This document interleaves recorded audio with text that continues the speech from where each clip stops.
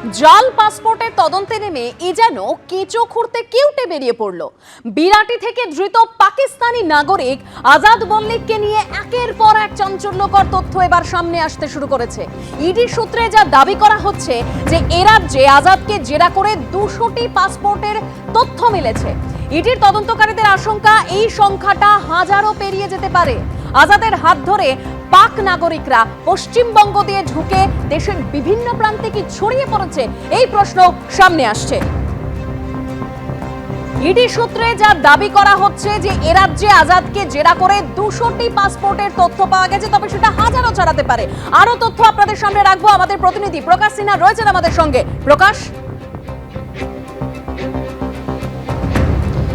দেখো দেবস্মিতা, প্রতিদিন নতুন তথ্য এবং বিস্ফোরক তথ্য পাওয়া যাচ্ছে। গতকাল আমরা যে খবর পেয়েছিলাম ইডি সূত্রের খবর, যে এনআইএর পর আইবির অফিসাররা আজাদ মল্লিককে তারা জিজ্ঞাসাবাদ করেছেন এবং এমএচএকে মিনিস্ট্রি অফ হোম অ্যাফেয়ার্সকে রিপোর্ট পাঠানো হয়েছে।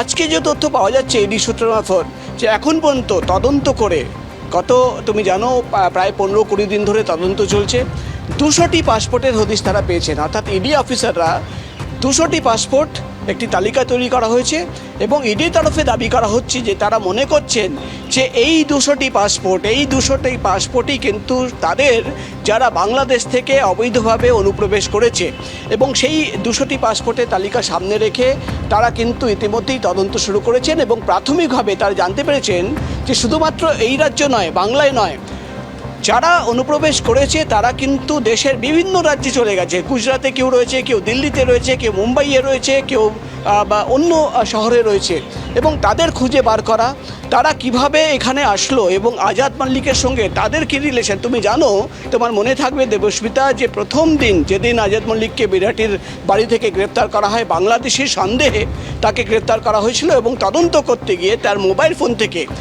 করাচি, পাকিস্তানের করাচির একটি ড্রাইভিং লাইসেন্স পাওয়া যায়। সেই করাচির অ্যাড্রেস দেখেই কিন্তু ইডির তরফে কোর্টকে জানানো হয় যে আসলে কিন্তু সে বাংলাদেশি নয়, সে হচ্ছে পাকিস্তানের বাসিন্দা। কি উদ্দেশ্যে এইখানে সে থাকছিল? তাহলে কি তাকে ডিপ অ্যাসেট করে এই রাজ্যে রাখা হয়েছিল, নাকি স্লিপার সেলের কাজ করছিল? ইতিমধ্যেই তোমাকে দেখাবো যে ইডির অফিস সামনে, এখানে কিন্তু আজকেও কিন্তু আজাদ মল্লিককে এনআইএর আধিকারিকরা, আইবির অফিসাররা জিজ্ঞাসাবাদ করছেন, ইডির অফিসাররা জিজ্ঞাসাবাদ করছেন।